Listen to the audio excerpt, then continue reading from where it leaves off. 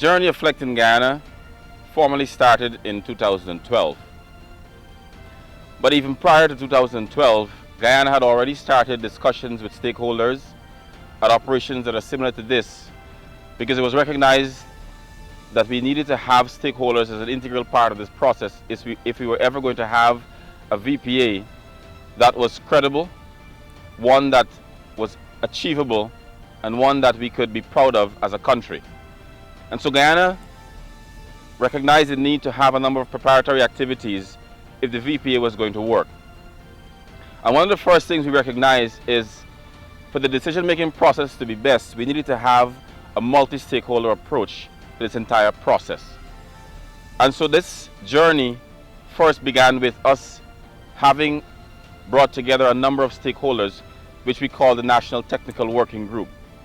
Our task on the VPA process is to ensure that our stakeholders are properly represented on that board, and our issues as an industry is being carried forward, and we have a hear on this VPA process. The current system that we are using today is a system that existed with Guyana Forestry Commission. It's not something new. We want to put something that is workable, that is achievable, so that the community forestry organizations within Guyana would be able to fit into that. The preparatory workshop then led us into the first negotiation. And in that negotiation, a number of key things came out. And one of those very important things was the need to always have stakeholders as part of this process, and the fact that we needed to consult with all stakeholders if we were going to have a successful process. And with that also was the joint roadmap that was formed with the European Union. And that roadmap, both parties agreed that what are some of the activities we should have if the VPA was going to be achieved within a specified timeline. Those timelines were, even though on paper, not set in stone, and therefore it allowed some level of flexibility. There are challenges that we had to address along the way. And so out of that first negotiation, we then started looking at how best to talk to stakeholders if this journey was going to work and be successful. How best, what were the best methods, who were the right people to have in the room, and as the FLEGT discussion continued. And one of the things that it was agreed is that we would have a communication and consultation strategy that needed to be developed. And that strategy, even in its development, saw the inputs of a wide range of stakeholders. Stakeholders who understood best and the best methods that they should be communicated with. The scoping of impacts study was done based on a lot of the work that was already happening in Guyana. It is important to understand that Guyana was building on a system that was already very robust, and this was internationally tested and proven. And so even when we looked at the impacts that the VPA was going to have, it was recognized from the very outset that because Guyana had a robust system of tracking and tracing timber all the way to the international markets, that the impacts may not have been as significant as we would have originally thought. The NTWG recognized, the Technical Working Group recognized, that we would build on that already solid foundation of a chain of custody system. This process, like it happened in many other countries, was going to need support and funding. For a lot of the work that had to be done, the outreaches and the consultations would require a lot of support in various kinds, shape and form. And so it was recognized that we needed to get a sense of what kinds of support would be needed and where that support was going to come from. How would we secure funding to be able to do this process and do it well? The FLEGT facilitation service enables us to provide facilitation and support services to the European Union and the government of Guyana, and to work with other stakeholders in the country. Groups like the Department for International Development, DFID, stepped in at a time when I think Guyana needed that kind of support to make this process work. The European Forest Institute was also able to step in a very big way to help with some of the annexes and the development. Maybe a bit difficult now to sort of say date, but even if it's just notice to at least the same for us. So let's. Because the EFI, with its knowledge and experience, was able to bring to the table experiences from different countries and was able to help us to see and avoid some of the pitfalls along this journey of FLEGT. Additionally, we had our second call for proposals. In this instance, the call for proposals are geared towards stakeholders building capacity, towards meeting gaps within the system. We have seen focal group meetings with the National Technical Working Group, or the NTWG, focal group meetings on the two main annexes that we have put a lot of work in, such as the legality definition and the timber legality assurance system. The challenges which were faced along this journey of FLEGT and caused, in some instances, timelines to have to be adjusted, varied in nature.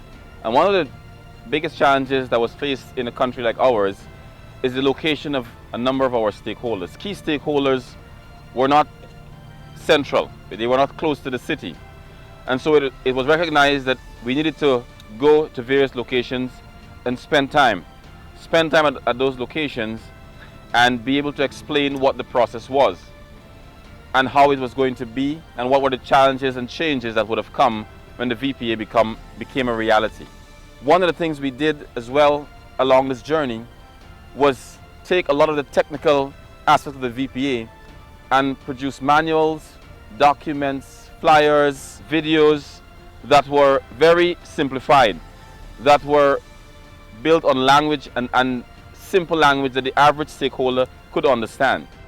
A number of activities have been intensified in areas of consultations with stakeholders, specifically those stakeholders who are directly involved in forestry, such as the lumberyard dealers and the sawmillers, where we have taken the initiative to go out to look at these stakeholders and determine whether or not they have had issues in meeting the requirements as it is set out in the legality definition. Even as we are about to sign the VPA, it is processes like these, workshops like these, many that have been held in the past and even continue now, where stakeholders are brought together at every stage, at every step of the process. And so Guyana is excited about where it's heading in terms of the VPA, where that journey has brought us from. It has taken a number of years, and in many cases it's taken us a little longer than we had anticipated. But again, we believe that we have a process that is strong, one that is built on participation, one that is, as far as is possible, is built on consensus. The entire FLEGT process, especially and most notably to the legality definition and Annex 5 as well as Annex 10, are based on the current laws of Guyana, and as far as possible we've tried to capture all of it in these annexes. In relation to the way that the GFC functions and the other bodies that are associated with the EU FLEGT process, because there are other ministries and statutory bodies that play an important part, like the Environmental Protection Agency, the Ministry of Social Protection, the Guyana Revenue Authority. All of these bodies play a part, and each of them has their respective laws that govern how they function. For example, the GRA would also have issues concerning confidentiality, and these have to be captured and protected under the EU FLEGT VPA so that there wouldn't be any legal conflict when it comes to ratification. We will be looking to ensure that the EU FLEGT certificate is issued after those products will have been verified, packed into the container, sealed, signed off by the Forestry Commission officer and the GRA expert officer. As it relates to the FLEGT program, I think the opportunity to be part of this program offers a position of win-win for all. Forestry, in terms of assisting in ensuring that the compliant criteria asked for by the EU is met. Through FLEGT, we are able to contribute to supervision of lease information and so forth. So not only any type of lease information, but we're hoping that through this our lease information will be accurate, timely, and also in a form that is more usable to GFC. So we're hoping through the existing processes that we have and our existing roles, we'll be able to strengthen that? Well, our role is to supplement or provide the legal framework for which businesses and companies operate. And it is our issuance of certain legal certificates and documents that gives companies and businesses their legal identity and registration. With a company's registry, you have businesses and companies being brought under a legal framework, and they are to operate within the confines of the law. And so the company registry is the company registry is the regulator for that legal framework or operation. So as Guyana continues its journey on the road to a FLEGT VPA, we are looking to have an outcome, have a product that we as a country can be proud of, and one that even as we look ahead and start to trade with the EU, we can have a product that is effective, that is achievable, that is practical. One that continues to ensure that legal and only legal timber makes its way to the European and any other market.